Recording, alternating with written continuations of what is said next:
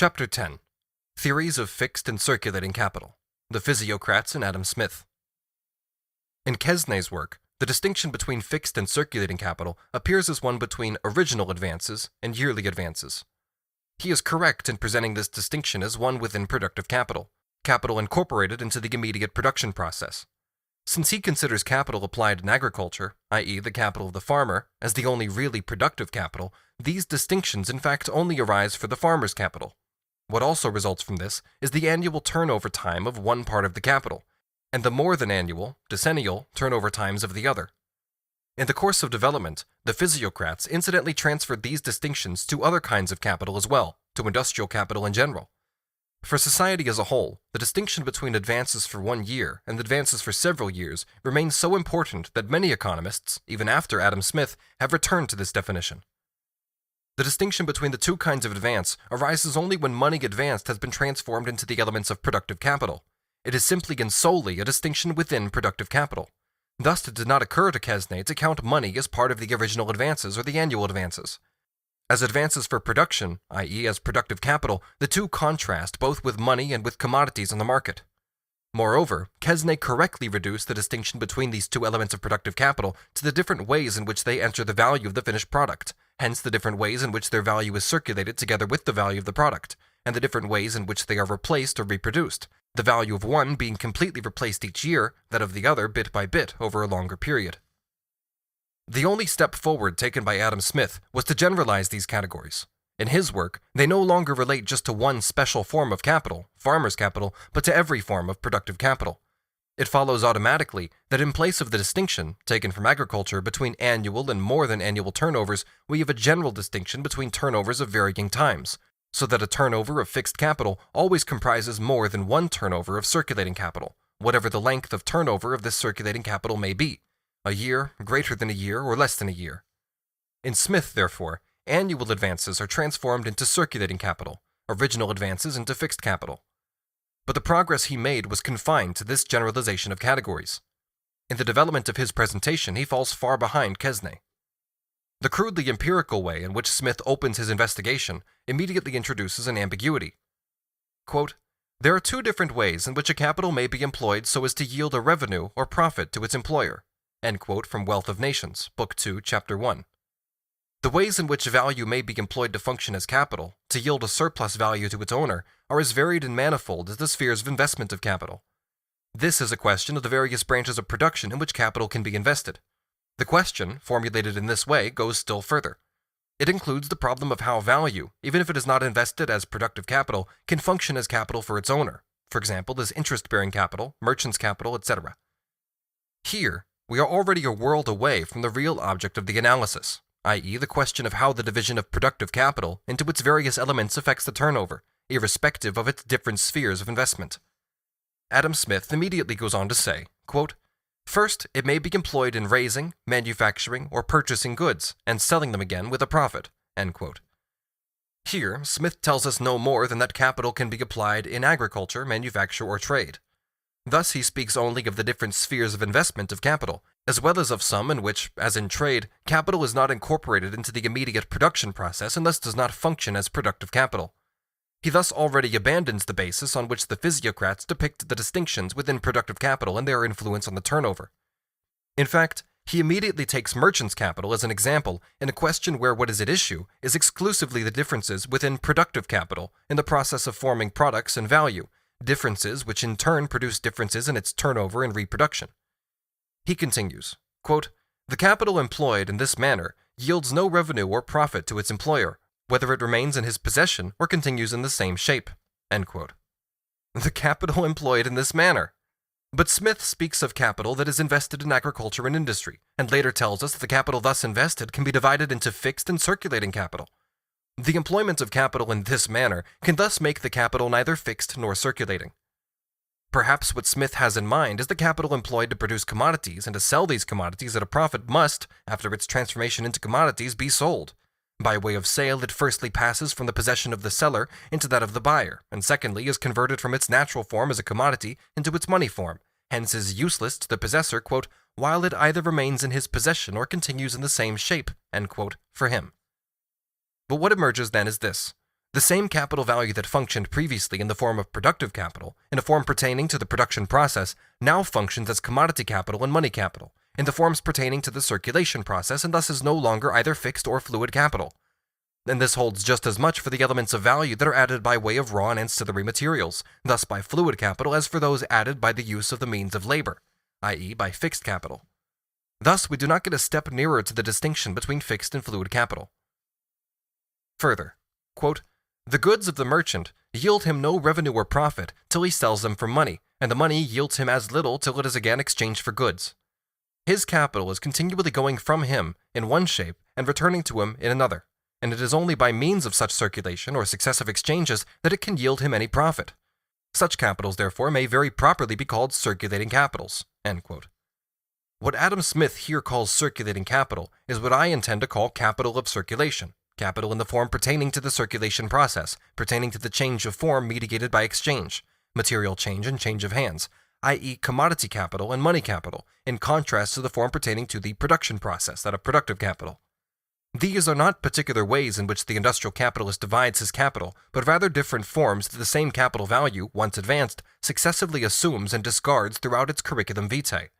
Adam Smith lumps these together with the distinctions of form that arise within the circulation of the capital value, in its circuit through its successive forms, while the capital value exists in the form of productive capital, and this is a great step backward in relation to the physiocrats.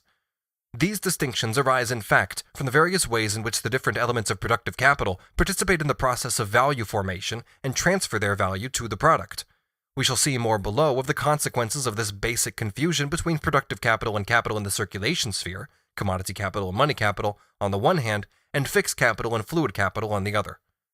The capital value advanced in fixed capital is circulated via the product just as much as that advanced in fluid capital, and that is transformed into money capital through the circulation of the commodity capital every bit as much as the other. The distinction simply arises from the fact that its value circulates bit by bit, and must thus also be replaced bit by bit, in shorter or longer periods, and so be reproduced in this way in its natural form. The particularly unfortunate example, selected by Adam Smith, demonstrates that by circulating capital, he understands here nothing other than capital of circulation, i.e. capital value in its forms pertaining to the circulation process, commodity capital and money capital. He takes as his example a kind of capital that does not belong to the production process at all, but exclusively inhabits the circulation sphere and consists solely of capital of circulation, merchant's capital. The absurdity of beginning with an example in which capital does not figure as productive capital at all is immediately indicated by Adam Smith himself. Quote, "The capital of a merchant is altogether a circulating capital." End quote. The distinction between circulating and fixed capital, however, is supposedly, as we are later told, one arising from the basic distinctions within productive capital itself. Adam Smith has in mind, on the one hand, the physiocratic distinction, on the other hand, the distinctions of form which the capital value undergoes in its circuit. The two are completely jumbled up. There is no way of seeing how a profit is supposed to arise through the change of form between money and commodity, through a mere transformation of value from one of these forms to the other. Explanation of this is even made absolutely impossible insofar as Smith begins with merchant's capital, which moves solely within the circulation sphere. We shall return to this point. Let us first see what he says about fixed capital. Quote, "Secondly, capital may be employed in the improvement of land, in the purchase of useful machines and instruments of trade, or in such like things as yield a revenue or profit without changing masters or circulating any further. Such capitals, therefore, may very properly be called fixed capitals. Different occupations require very different proportions between the fixed and circulating capitals employed in them. Some part of the capital of every master, artificer, or manufacturer must be fixed in the instruments of his trade. This part, however, is very small in some and very great in others. The far greater part of the capital of all such master artificers, such as tailors, shoemakers, and weavers, however, is circulated, either in the wages of their workmen or in the price of their materials, and repaid with a profit by the price of the work." End quote. Quite apart from the childish definition of the source of profit, the weakness and confusion are immediately apparent. For a machine builder, for example, the machine is the product that circulates as his commodity capital, i.e., in Smith's words, is parted with, changes masters, and circulates further. The machine would thus not be fixed but circulating capital, even according to his own definition. This confusion also arises from the way that Smith mixes up the distinction between fixed and fluid capital, which arises from the different kinds of circulation of the different elements of productive capital, with the distinctions of form that the same capital undergoes insofar as it functions as productive capital within the production process, but as capital of circulation, i.e. as commodity capital or money capital in the circulation sphere. According to the position they assume in the life process of capital, therefore, the same things can function for Adam Smith as fixed capital, as means of labor, elements of productive capital, and as circulating capital, commodity capital, as the product that is ejected from the sphere of production into that of circulation. But then he suddenly changes the whole basis of his distinction and contradicts what he started the whole investigation with a few lines earlier. Previously, he said, quote, "There are two different ways in which a capital may be employed so as to yield a revenue or profit to its employer," end quote, i.e. as circulating or as fixed capital. These were different modes of employment of distinct and independent capitals, so that capital might be employed either in industry or in agriculture, for example. Now, however, he says, quote, "Different occupations require very different proportions between the fixed and circulating capitals employed in them," end quote. Fixed and circulating capital are now no longer distinct and independent capital investments, but rather different portions of the same productive capital, which form different shares of the total value in different spheres of investment. They are thus distinctions that arise from the division of productive capital itself, as it lies in the facts, and they therefore apply only in relation to this. This is again contradicted, however, when commercial capital is counterposed to fixed capital as simply circulating capital, for Smith himself says, quote, "The capital of a merchant is altogether a circulating capital," end quote. What it is, in fact, is a capital functioning within the circulation sphere. As such, it contrasts with productive capital in general, capital incorporated into the production process, and for this very reason it can never be counterposed to the fixed components of productive capital as a fluid, circulating component of productive capital. In the examples he provides, Smith defines fixed capital as instruments of trade, and circulating capital as the share of capital laid out on wages and raw materials, including ancillaries, which is repaid with a profit by the price of the work. At first, therefore, the starting point is simply the various components of the labor process: labor power, labor, and raw materials on the one hand, instruments of labor on the other. But these are components of capital, because a sum of value that is to function as capital is laid out on them. In this respect, they are the material elements, modes of existence of productive capital, i.e. capital functioning in the production process. Why then is one part called fixed?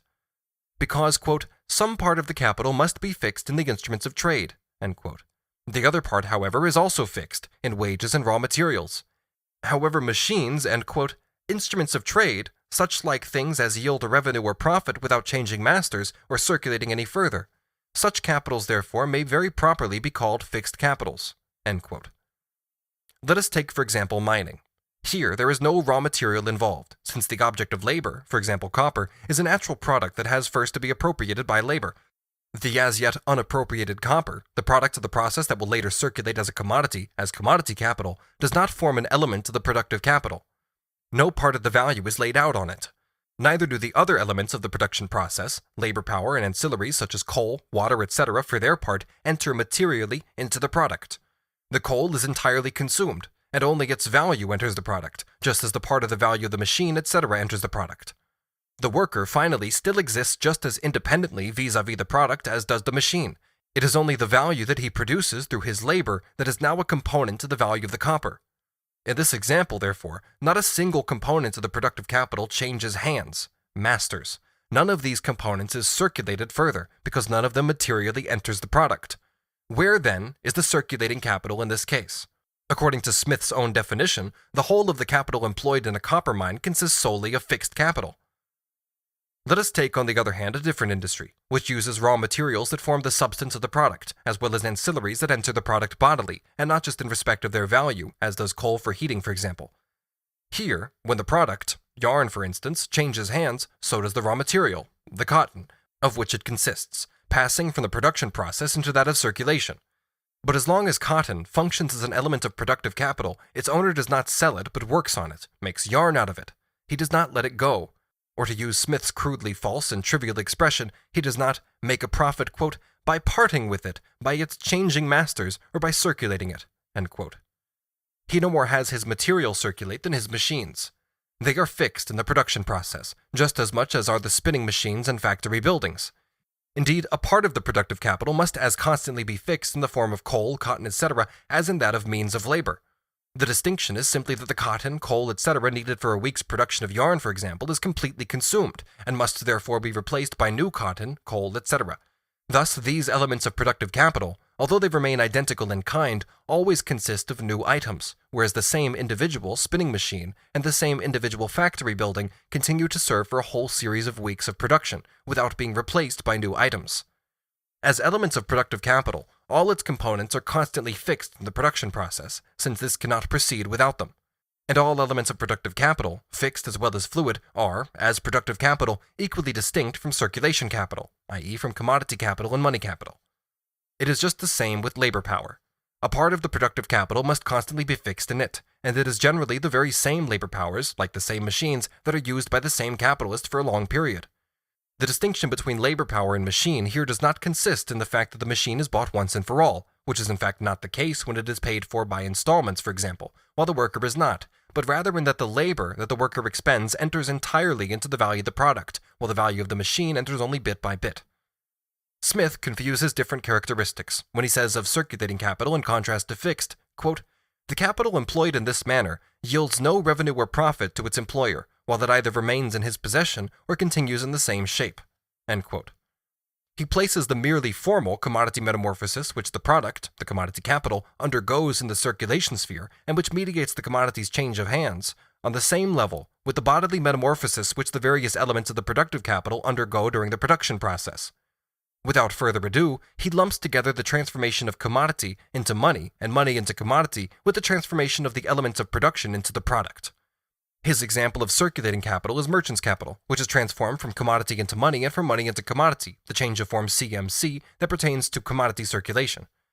The significance that this formal change within the circulation sphere has for functioning industrial capital is that the commodities which money is transformed back into are elements of production, means of labor and labor power, and so the change of form therefore mediates the continuity of the capital's function, mediates the production process as a continuous one, as a process of reproduction. This entire change of form proceeds in the circulation sphere. It is this that mediates the actual transition of commodities from one hand to another. The metamorphoses that productive capital undergoes within its productive process, on the other hand, are metamorphoses pertaining to the labor process, which are necessary in order to transform the elements of production into the intended product. Adam Smith confines himself to saying that one part of the means of production, the means of labor proper, serve in the labor process, which he wrongly expresses as yield a profit to their master, not by changing their natural form, but simply by being gradually worn out, whereas another part, the materials, are changed and fulfill their function as means of production precisely through their alteration. This differing behavior of the elements of productive capital in the labor process, however, forms only the starting point of the distinction between fixed and non-fixed capital, and not the distinction itself, as is already shown by the fact that it obtains equally for all modes of production, non-capitalist as well as capitalist. Corresponding to this different material role is the way in which value is surrendered to the product, to which further corresponds the way in which value is replaced by the sale of the product, and it is only this that constitutes the distinction in question.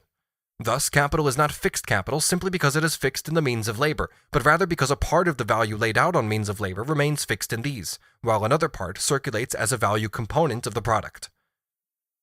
If it, the stock, is employed in procuring further profit, it must procure this profit either by staying with him, the employer, or by going from him. In the one case, it is a fixed, in the other, it is a circulating capital. End quote.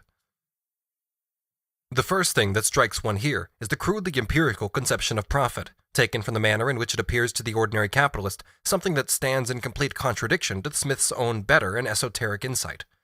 In the price of the product, the price of both materials and labor power is replaced, but so too is the portion of value transferred from the instruments of labor to the product by wear and tear. Profit can in no case flow from this replacement. Whether a value advance for the reproduction of the product is replaced completely, or bit by bit, can alter only the manner and time of this replacement. In no case, however, can it transform what is common to both, the replacement of value, into a creation of surplus value. What lies at the bottom of this is the everyday idea that because surplus value is only realized by the sale of the product, by its circulation, it therefore arises simply from sale, from circulation. In point of fact, saying that profit arises in different ways is here only an incorrect way of saying that the various elements of productive capital serve or function differently in the labor process as productive elements. Finally, the distinction is not derived from the labor and valorization process itself, from the function of productive capital, but it is rather one that simply obtains subjectively for the individual capitalist, to whom one part of capital is useful in this way, another in that. QUESNAY, on the other hand, derived the distinctions from the actual reproduction process and its exigencies. In order for this process to be continuous, the value of the annual advances has to be completely replaced each year out of the value of the annual product, whereas the value of the original investment capital need only be replaced bit by bit, so that it is only completely replaced over a series of, for example, 10 years, and only in this way is it entirely reproduced, replaced by new items of the same kind. Thus, Adam Smith falls a long way behind QUESNAY. Nothing more remains for Adam Smith to use in defining fixed capital than the fact that it consists of means of labor that do not change their shape in the production process and continue to serve in production until they are worn out, as opposed to the products which they help to form.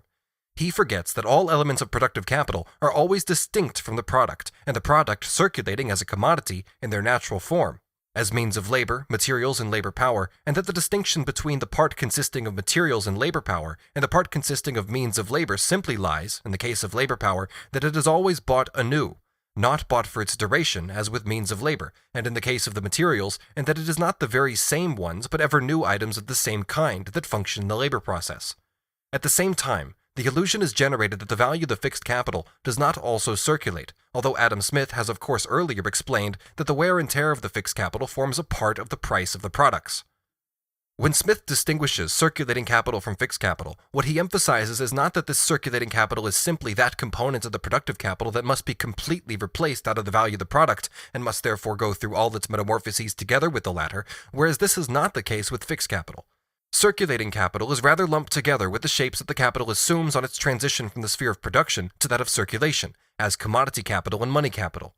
These two forms, however, commodity capital and money capital, are bearers of both the fixed and the fluid components of the value of productive capital. Both are capital of circulation, in contrast to productive capital, but not circulating fluid capital in contrast to fixed.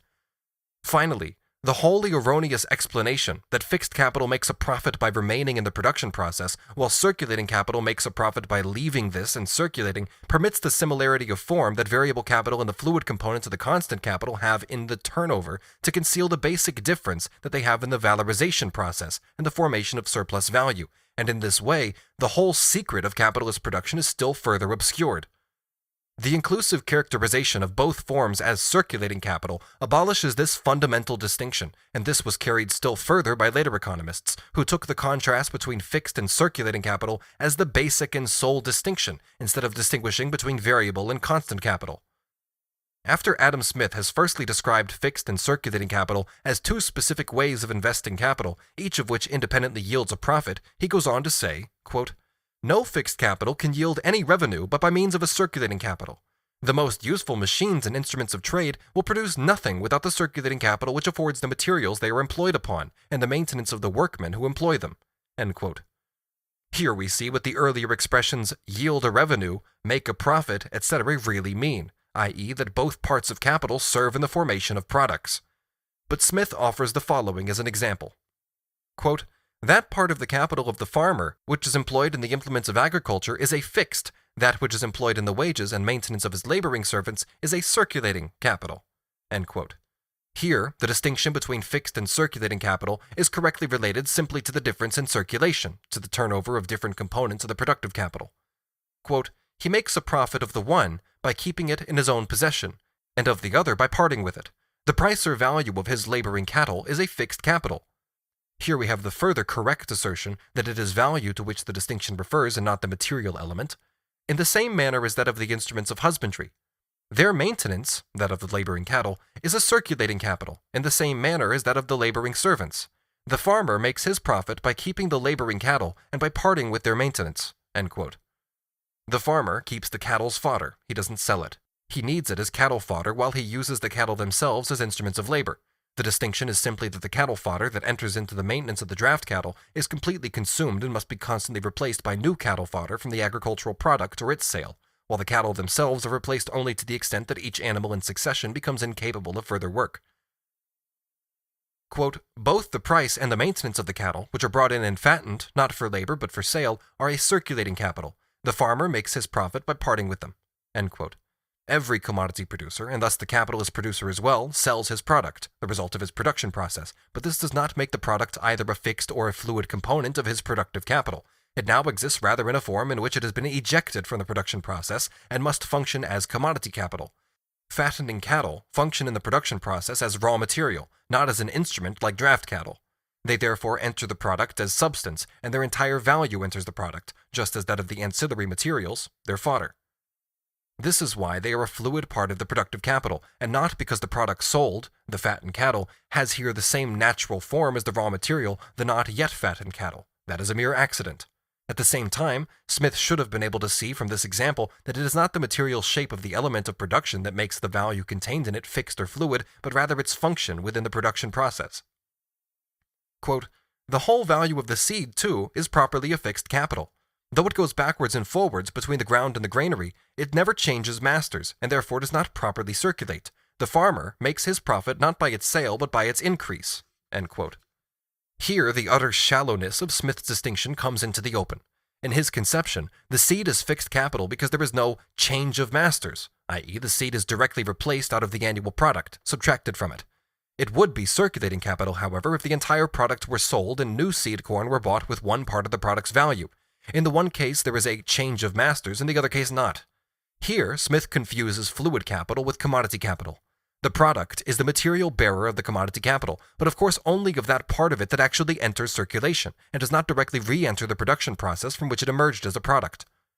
Whether the seed is directly subtracted from the product, or whether the whole product is sold and a part of its value is replaced by the acquisition of new seed, what occurs in both cases is no more than a replacement, and no profit is made by this replacement. In the one case, the seed passes into circulation as a commodity along with the rest of the product, while in the other case it figures only in the bookkeeping as a component of the value of the capital advanced. In both cases, however, it remains a fluid component of the productive capital. It is completely consumed in preparing the product, and it must be completely replaced out of this if reproduction is to be made possible. Quote, "Hence, raw material and auxiliary substances lose the independent form with which they entered into the labor process. It is otherwise with the actual instruments of labor. Tools, machinery, factory buildings, and containers are only of use in the labor process as long as they keep their original shape, and are ready each morning to enter into it in the same form. And just as during their lifetime, that is to say, during the labor process, they retain their shape independently of the product, so too after their death. The mortal remains of machines, tools, workshops, etc. always continue to lead an existence distinct from that of the product they helped turn out." End quote from Capital, Volume 1, Chapter 8, page 311. These different ways in which the means of production are used in the formation of the product, some of them maintaining their independent shape vis-à-vis the product, others changing it, or even losing it entirely, this distinction, which pertains to the labor process as such, and therefore applies just as much to labor processes oriented simply to the needs of the producers themselves, for example, the patriarchal family, and devoid of any exchange or commodity production, is falsified by Adam Smith, in that one introduces here what is the quite inapposite characteristic that some means of production bring their owner profit by maintaining their shape, others by losing it. 2. Lumps the alterations suffered by one part of the elements of production in the labor process, together with the change of form pertaining to the exchange of products to commodity circulation, buying and selling, which at the same time includes the change of ownership of the commodities in circulation. Turnover implies that reproduction is mediated by circulation, i.e. by the sale of the product, by its transformation into money and transformation back from money into its own elements of production. But insofar as a part of his product again directly serves the same capitalist producer as means of production, the producer appears as selling this to himself. This is how the matter figures in his bookkeeping. This part of reproduction is then not mediated by circulation, but directly. The part of the product that serves again in this way as means of production replaces fluid capital, not fixed, insofar as 1, its value goes completely into the product, and 2, it is itself replaced completely in kind by a new item from the new product. Adam Smith then tells us what circulating and fixed capital consist of. He lists the things, the material elements that constitute fixed capital, and those that constitute circulating capital, as if this characteristic belonged to these things materially, by nature, and did not rather derive from their specific function within the capitalist production process.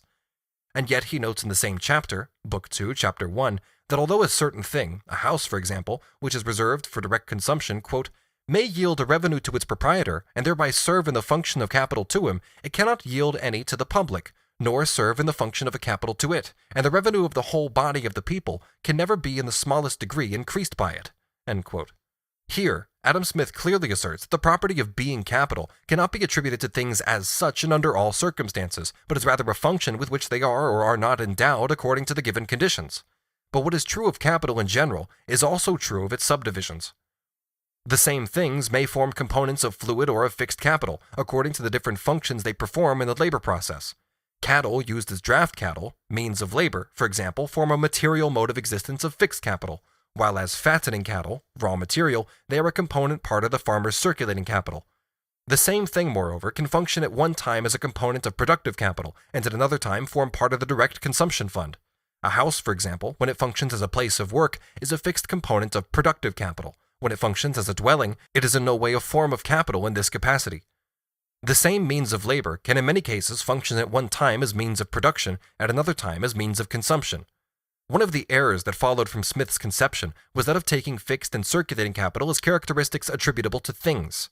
Our analysis of the labor process, see Volume 1, Chapter 7, has already shown how the determinations of means of labor, material of labor, and product change according to the various roles that one and the same thing assumes in the process.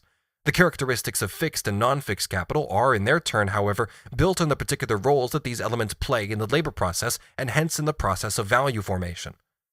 Secondly, however, in enumerating the things which fixed and circulating capital consist of, it becomes evident that Smith lumps together the distinction between fixed and fluid components, which is only valid and only has any meaning in relation to productive capital, capital in its productive form, with the distinction between productive capital and the forms pertaining to capital in its circulation process, commodity capital and money capital. He says in the same passage, on page 378, quote, "The circulating capital consists of the provisions, materials, and finished work of all kinds that are in the hands of their respective dealers, and of the money that is necessary for circulating and distributing them." End quote. When we look more closely, in fact, we find that, in contrast to his earlier assertions, circulating capital is here again equated with commodity capital and money capital, i.e. with two forms of capital that do not belong to the production process at all, which are not circulating fluid capital in opposition to fixed, but rather circulation capital in opposition to productive capital. It is only alongside these that the components of productive capital advanced in materials, raw material or semi-manufactured goods, and actually incorporated into the production process again figure. He says, quote, "The third and last of the three portions into which the general stock of the society naturally divides itself is the circulating capital, of which the characteristic is that it affords a revenue only by circulating or changing masters. It is composed likewise of four parts.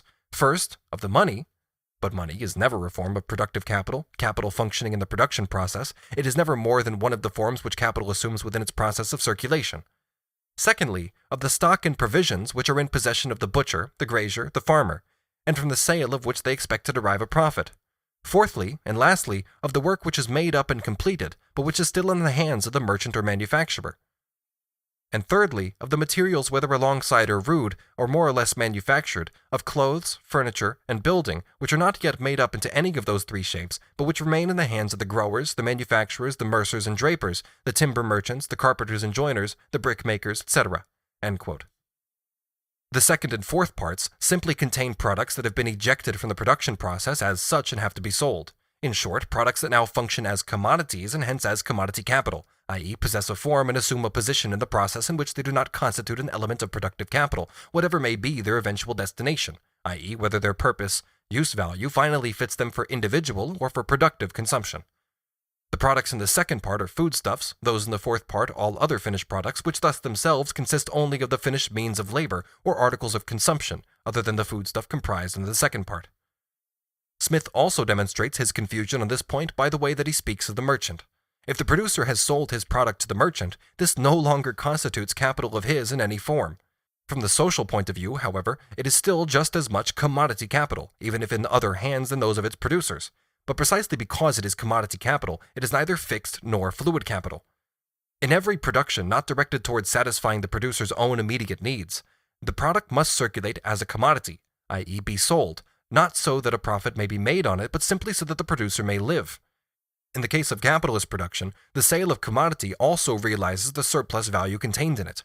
The product passes out of the production process as a commodity and is therefore no longer either a fixed or fluid element of this process. Here, by the way, Smith actually refutes his own argument. The finished product, whatever may be their material shape or use value, their useful effect, are all commodity capital, i.e. capital in a form pertaining to the circulation process.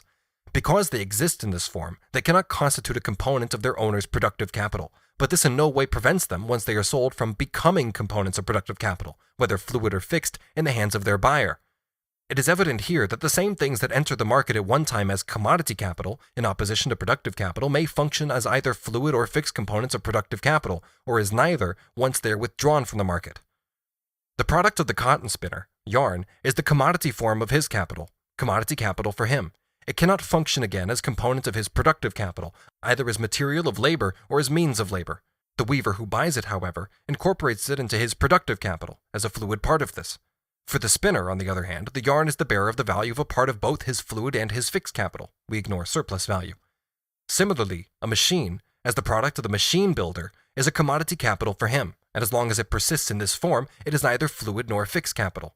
When sold to a manufacturer who puts it to use, it becomes a fixed component of a productive capital. Even when the use form of the product enables it in part to re-enter as means of production, the process from which it emerged, as when coal re-enters the production of coal, the part of the coal product destined for sale still represents neither fluid nor fixed capital, but rather commodity capital. The use form of the product may, however, render it completely incapable of forming any element of productive capital, either material or means of labor. Any kind of means of subsistence, for example. It is nonetheless commodity capital for its producer, the bearer of value of both the fixed and the fluid capital, and in the proportion that the capital bestowed on its production must be completely or partially replaced, its value has been transferred wholly or partly to it. In Smith's third case, the raw materials, including the semi-finished goods and ancillaries, figure in the first place not as a component already incorporated into productive capital, but in fact only as a special kind of those use values, the mass of commodities, which the social product consists of in general, alongside the other material components, means of subsistence, etc., listed in the second and fourth cases. Secondly, however, they are also presented as incorporated into productive capital, and hence elements of the latter in the hands of the producer. The confusion shows itself in the way that they are conceived as functioning both in the hands of the producer, in the hands of the growers, the manufacturers, etc., and in the hands of the merchants, mercers, drapers, timber merchants, where they are mere commodity capital, not components of productive capital. In listing the elements of circulating capital, in fact, Adam Smith completely forgets the distinction between fixed and fluid capital, which is applicable only to productive capital. Instead, he counterposes commodity capital and money capital, i.e. the two forms of capital pertaining to the circulation process, to productive capital, although even this he does unconsciously. A final striking thing is that Adam Smith forgets labor power in his list of the components of circulating capital. There are two reasons for this. We have already seen that, leaving aside money capital, circulating capital is, for Smith, only another name for commodity capital. But insofar as labor power circulates on the market, it is not capital, and so not a form of commodity capital.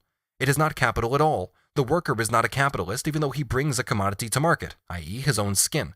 It is only when labor power has been sold and incorporated into the production process, i.e. after it has ceased to circulate as a commodity, that it becomes a component of productive capital. Variable capital is the source of surplus value, a fluid component of the productive capital in relation to the turnover of the capital value laid out on this. Because Smith confuses fluid capital with commodity capital, he cannot bring labor power under his heading of circulating capital. Variable capital thus appears here in the form of the commodities that the worker buys with his wages, the means of subsistence. It is in this form that the capital value laid out on wages is supposed to form part of the circulating capital. But what is incorporated into the production process is labor power, the actual worker, and not the means of subsistence with which the worker maintains himself. We have certainly seen, see Volume 1, Chapter 23, that, considered from the society standpoint, the reproduction of the worker himself by his individual consumption forms part of the reproduction process of the social capital. But this does not hold for the individual production process taken by itself, which is what we are considering here. The acquired and useful abilities, which Smith introduces under this heading of fixed capital, form, on the contrary, components of fluid capital once they are abilities of the wage laborer, who has sold his abilities together with his labor. It is a great error on Smith's part that he divides up the whole social wealth into 1. Immediate consumption fund, 2. Fixed capital, and 3. Circulating capital. According to this, wealth would be divided into a consumption fund that does not form a part of the functioning social capital, although parts of it may always function as capital. One part of the wealth accordingly functions as capital, the other part is non-capital or consumption fund, and it appears here as an indispensable necessity for all capital to be either fixed or fluid, just as a mammal is by natural necessity either male or female. We have seen, however, that the opposition of fixed and fluid is only applicable to the elements of productive capital, and that alongside this, there is still a very significant amount of capital, commodity capital and money capital, which exists in a form in which it cannot be either fixed or fluid. Since, with the exception of the part of the product that is directly used in its natural form as means of production by the individual capitalist producer himself without sale or purchase, the entire mass of social production, on the capitalist basis, circulates on the market as commodity capital, it is clear that both fixed and fluid elements of productive capital, and, in addition, all elements of the consumption fund, are drawn from the commodity capital. This is saying no more than that both means of production and means of consumption first appear, on the basis of capitalist production, as commodity capital, even if they are also destined later to serve as means of consumption or production, just as labor power itself is found on the market as a commodity, even if it is not as commodity capital.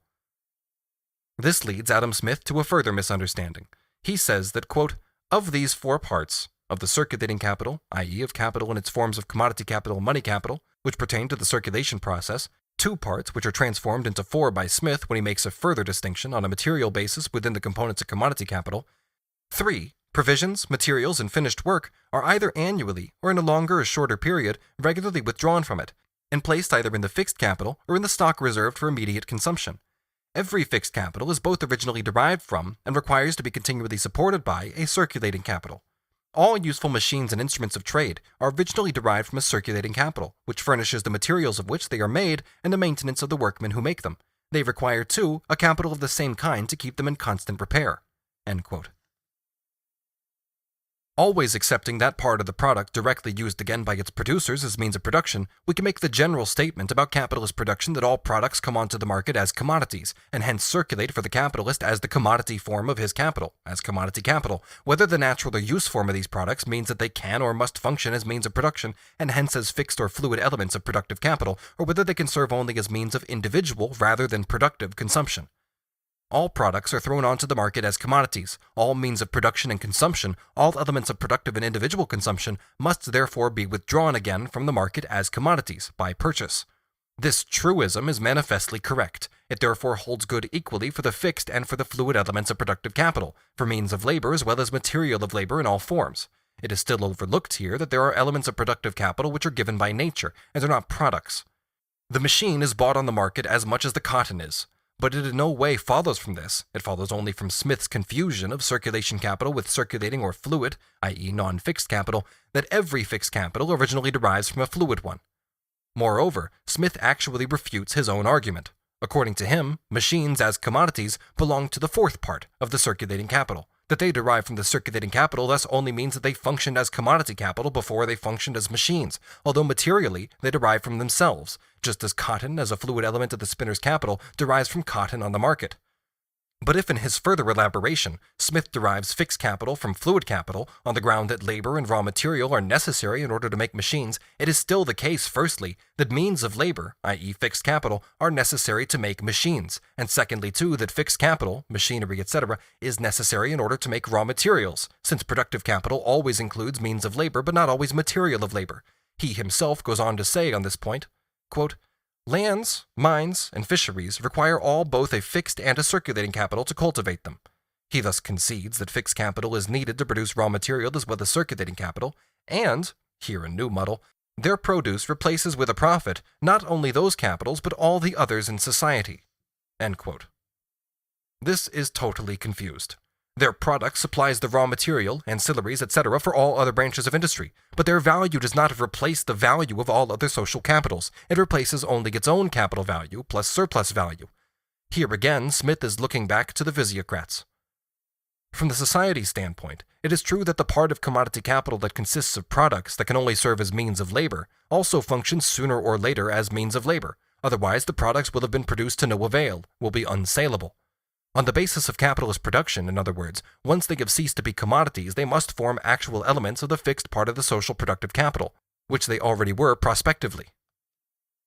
There is a distinction here which arises from the natural form of the product. A spinning machine, for instance, has no use value if it is not used for spinning, i.e. does not function as an element of production, and thus, from the capitalist standpoint, as a fixed component of a productive capital. But the spinning machine is immobile. It can be exported from the country where it is produced and be sold, directly or indirectly, to a foreign country, whether in exchange for raw materials, etc., or for champagne. In the country where it was produced, it then functions only as commodity capital, but never, not even after its sale, as fixed capital. However, products that have been localized by being incorporated into the earth and hence can only be used locally, for example, factory buildings, railways, bridges, tunnels, docks, etc., soil improvements, and so on, cannot be exported body and soul. They are immobile. They are not to be useless, but they must function after their sale as fixed capital in the country in which they were produced. For the capitalist producer who builds factories speculatively or improves estates in order to sell them, these things are the form of his commodity capital, and so according to Smith, the form of his circulating capital. but from the society's standpoint, they must ultimately function as fixed capital if they are not to be useless in the country in question in a production process fixed by their own location. It in no way follows from this that immobile objects as such are automatically fixed capital. They may be dwelling houses, etc., that belong to the consumption fund and thus do not form part of the social capital at all, even though they form an element of the social wealth, of which capital is only one part. The producer of these things, to express ourselves in Smith's terms, makes a profit by their sale. So they are circulating capital. The person who puts them to use, their ultimate buyer, can use them only by employing them in the production process. So they are fixed capital. Property titles to a railway, for instance, can change hands daily, and their owners can even make a profit by selling them abroad. The property titles are thus exportable, but the railway itself is not. It is no less the case, however, that these things must either function as the fixed components of a productive capital in the actual country where they are located or else lie idle. Similarly, manufacturer A can make a profit by selling his factory to manufacturer B, but this does not prevent the factory from functioning now as before as fixed capital.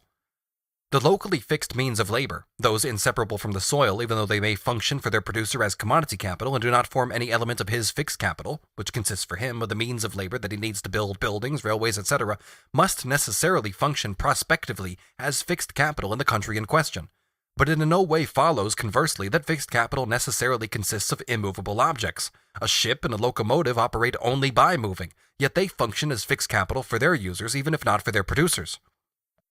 Things, on the other hand, that are most fully fixed in the production process, live and die in it, and never leave it after they have once entered it, can be fluid components of productive capital. For example, the coal that drives the machine in the production process, the gas consumed in lighting a factory building, etc. These are fluid, not because they physically leave the production process along with the product and circulate as commodities, but rather because their value enters completely into the value of the commodity that they help to produce, and must thus be entirely replaced from the sale of the commodity. In the passage last quoted, one phrase of Smith's should still be noted, quote, "a circulating capital which furnishes the maintenance of the workmen who make them," end quote, machines, etc. With the physiocrats, the portion of capital advanced in wages figured correctly under the heading annual advances, as contrasted with original advances. On the other hand, what appears with them as a component of the productive capital applied by the farmer is not labor power itself, but rather the means of subsistence given to the agricultural workers, the maintenance of the workmen, as Smith puts it. This is directly related to their specific doctrine. The portion of value which labor adds to the product, like the portion of value added by raw materials, instruments of labor, etc., in short, by the material components of the constant capital, is equal only to the value of the means of subsistence paid to the workers and necessarily consumed by them to maintain their function as labor powers. The very doctrine of the physiocrats prohibited them from discovering the distinction between constant capital and variable capital. If it is labor that produces surplus value, as well as reproducing its own price, then it produces this in industry just as much as in agriculture. But since in the physiocratic system, labor produces surplus value only in one branch of production, agriculture, surplus value was not seen as arising from labor, but rather from the special activity, collaboration, of nature in this branch. It was for this reason that they saw agricultural labor as productive labor, in distinction from other kinds of labor. Adam Smith defines the worker's means of subsistence as circulating capital in opposition to fixed. 1. Because he confuses fluid capital, as opposed to fixed, with the forms of capital pertaining to the circulation sphere, with the circulation capital, a confusion which has been uncritically taken over by his successors. He therefore confuses commodity capital with the fluid component of productive capital, and it is then self-evident that, where the social product takes the form of a commodity, the worker's means of subsistence, just like those of the non-workers, not to mention the materials and means of labor themselves, have to be supplied out of commodity capital. 2. But the physiocratic conception also creeps in with Smith, although it contradicts the esoteric, genuinely scientific, part of his own theoretical presentation. All capital advanced is converted into productive capital, i.e. it assumes the shape of the elements of production which are themselves the product of earlier labor, including labor power. Only in this form can it function in the production process. If now we substitute the worker's means of subsistence for the actual labor power into which the variable part of capital has been transformed, then it is clear that these means of subsistence as such are not different from the other elements of productive capital as far as the formation of value is concerned, not different, for example, from raw materials and from the means of subsistence of draft cattle. Which is why Smith, following the example of the physiocrats, puts these all on the same level in one of the passages quoted above. The means of subsistence cannot themselves valorize their value or add it to a surplus value. Their value, like that of the other elements of productive capital, can reappear only in the value of the product. They cannot add more value to it than they themselves possess. They are only distinguished from the fixed capital, which consists of means of labor, in the same way as are raw materials, semi-finished goods, etc., namely in that they are completely consumed in the product that they help to form, at least as far as the capitalist who pays for them is concerned, and their value must thus be completely replaced, whereas replacement occurs only gradually, bit by bit, in the case of fixed capital. The part of productive capital advanced in labor power, or the means of subsistence for the worker, is thus distinguished here only materially, and not with regard to the labor and valorization process from the remaining material elements of the productive capital. It is only distinguished in that it falls into the category of circulating capital, along with one part of the objective elements of product formation. Materials is Smith's general term for them, in opposition to another part of the objective elements that falls into the category of fixed capital. Although the part of capital spent on wages belongs to the fluid part of productive capital and has this fluidity in common with a portion of the objective elements of product formation, the raw materials, etc., as opposed to the fixed component of productive capital, this has absolutely nothing to do with the role that this variable part of capital plays in the valorization process as opposed to the constant part. It is simply related to how this part of the capital value advanced has to be replaced, renewed, and thus reproduced out of the value of the product, by way of the circulation process. But it is only within the production process that the value laid out on labor power is transformed, not for the worker but for the capitalist, from a definite, constant quantity into a variable one, and the value advanced in capital value, in capital, is thereby transformed for the first time into self-valorizing value. But because it is not the value laid out on labor power that Smith defines as fluid components of the productive capital, but rather the value laid out on the worker's means of subsistence, it is impossible for him to understand the distinction between variable and constant capital, and thus the capitalist production process in general. The characteristic of this part of capital as variable capital, in opposition to the constant capital laid out on the objective elements of product formation, is buried underneath the characteristic that the part of the capital laid out on labor power belongs to the fluid part of the productive capital with respect to the turnover. This burial is made complete insofar as in place of labor power, it is the worker's means of subsistence that are counted as an element of productive capital. Whether the value of the labor power is advanced in money or in means of subsistence is immaterial, even though the latter can of course only be the exception on the basis of capitalist production. Because Adam Smith fixed in this way upon the characteristic of circulating capital as the decisive one for capital value laid out on labor power, the physiocratic definition, without the premises of the physiocrats, he managed to make it impossible for his successors to perceive that the part of the capital laid out on labor power was variable capital. The profound and correct explanation that he himself offered elsewhere did not prevail, whereas this blunder did. Indeed, later writers went even further, and not only made it the decisive characteristic of the part of capital laid out on labor power to be circulating capital in opposition to fixed, but also made it the fundamental characteristic of circulating capital to be laid out on means of subsistence for the worker. This naturally linked up with the doctrine of the labor fund of necessary means of subsistence as a given magnitude, which on the one hand physically restricts the share of the workers in the social product, but on the other hand has to be spent to its full extent on the acquisition of labor power.